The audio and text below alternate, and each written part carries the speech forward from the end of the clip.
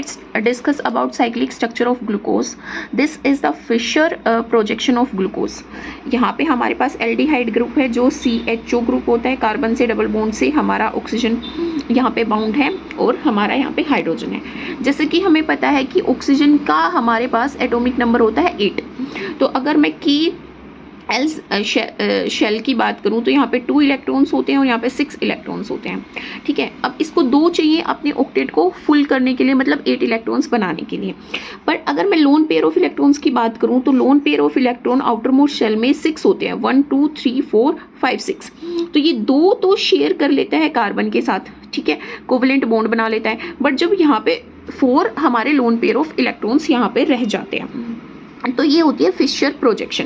First aldehyde group, second carbon, third carbon, fourth carbon, fifth and sixth carbon, सब पे क्या है HOH यहाँ पे अरेंज है। बस डिफरेंस क्या होता है, ये कन्फिग्रेशन का डिफरेंस होता है। जैसे थर्ड कार्बन के ऊपर हमारा हाइड्रोक्सिल ग्रुप यहाँ पे लेफ्ट हैंड साइड में प्रेजेंट है, बाकी सारी पोजीशन पे हम देखेंगे तो हाइड्रोक्सिल ग्रुप हमारा राइट हैंड साइड पे प्रेजेंट है। तो इस हाइड्रोक्सिल ग्रुप की पोजीशन के बेसिस पे हम इसको बोलते हैं कि ये ग्लूकोज है। अगर ये डिफरेंट हो जाती है तो हम बोलते हैं कि ये मेनोज है, या फिर हम इसको कुछ और नाम देते हैं। ठीक है, अब यहाँ पे मैंने इसकी हेमी एसिटल फॉर्म को ड्रॉ किया है। इस स्ट्रक्चर को जो मैंने यहाँ पे ड्रॉ किया है इसको पायरेनोज बोलते हैं। ये ग्लूकोज का स्ट्रक्चर है, इसीलिए हम इसको ग्लूकोपायरेनोज बोल रहे हैं। और यहाँ पे देखो, जो मेरा फर्स्ट कार्बन था इस पे ऑक्सीजन बाउंड थी। अब ऑक्सीजन के पास क्या थे, लोन पेयर ऑफ इलेक्ट्रॉन्स थे। अब यहाँ पे क्या था, कार्बन था। कार्बन के ऊपर हाइड्रोक्सिल ग्रुप प्रेजेंट था, OH ग्रुप प्रेजेंट था, हमारा हाइड्रोक्सिल ग्रुप, फंक्शनल ग्रुप। ठीक है, तो यहाँ पे जो ये हाइड्रोजन है it is a proton donor, it is a proton donor. ठीक है, अब ये लोन पेयर ऑफ इलेक्ट्रॉन्स इसको अट्रैक्ट करते हैं, जिसकी वजह से ये हाइड्रोजन जाके ऑक्सीजन के साथ बॉन्ड बना लेती है और वो यहाँ पे O ना रह के OH बन जाता है। और जो एक, अगर मैं यहाँ पे ये बॉन्ड टूटेगा, अगर ये बॉन्ड टूटेगा तो इसके इलेक्ट्रॉन्स कहाँ जाएंगे, ऑक्सीजन के ऊपर जाएंगे। अब वो जो इलेक्ट्रॉन जा रहे हैं उसकी वजह से ऑक्सीजन के अंदर इलेक्ट्रोनेगेटिव नेचर आ रहा है। इलेक्ट्रॉन्स की वजह से वो इलेक्ट्रोनेगेटिव नेचर प्रोटॉन को, जो कि इलेक्ट्रोपॉजिटिव नेचर का है, उसको अट्रैक्ट कर लेता है।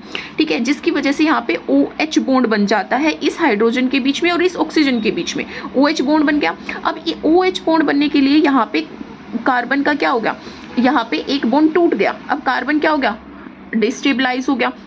ठीक है, अब कार्बन डिस्टेबलाइज हो गया तो इसको तो अपनी कोवलेंट बॉन्डिंग बनानी पड़ेगी ना। 4 ये कोवलेंट बॉन्ड बनाता है स्टेबलाइज होने के लिए, क्योंकि कार्बन का 6 एटॉमिक नंबर होता है, K शेल में 2 एंड हमारी L शेल में 4 इलेक्ट्रॉन्स होते हैं। ना ये दे सकता है ना ये ले सकता है, ये 4 कोवलेंट बॉन्ड बनाता है।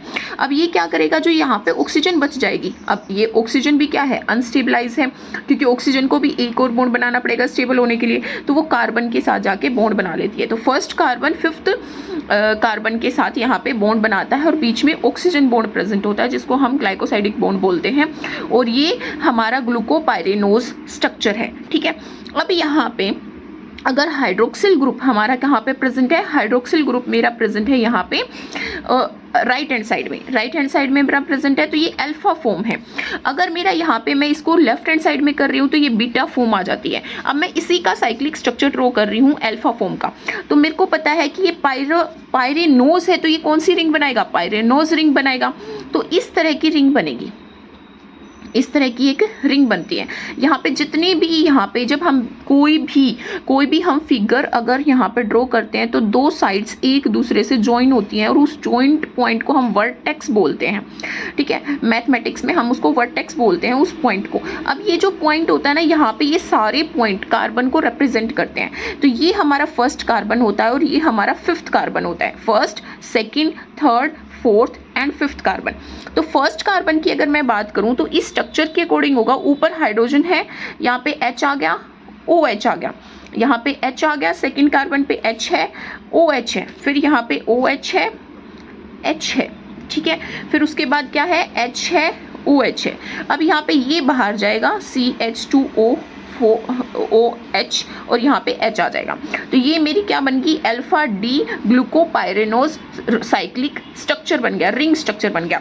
बट जब मैं बीटा फॉर्म की बात कर रही हूँ, अगर मैं बीटा फॉर्म की बात करूँ यहाँ पे, तो बीटा फॉर्म में क्या होगा, जैसे कि मैं इस स्ट्रक्चर में देखूं, मेरा यहाँ पे OH है तो OH मेरा कहाँ पे आएगा, ऊपर की तरफ, ये अल्फा फॉर्म होगी, ये बीटा फॉर्म होगी, OH मेरा ऊपर की तरफ आ गया, H नीचे की तरफ आ गया। सेकेंड पोजिशन पे H है, OH है, देन OH, H, बाकी सारा स्ट्रक्चर यहाँ पे सिमिलर रहेगा। OH यहाँ पे आ जाएगा CH2OH H। I hope it is clear to you. ये मेरी बीटा फॉर्म हो गई, बीटा डी मेरा ये क्या हो गया है, sorry beta L glucopyranose structure.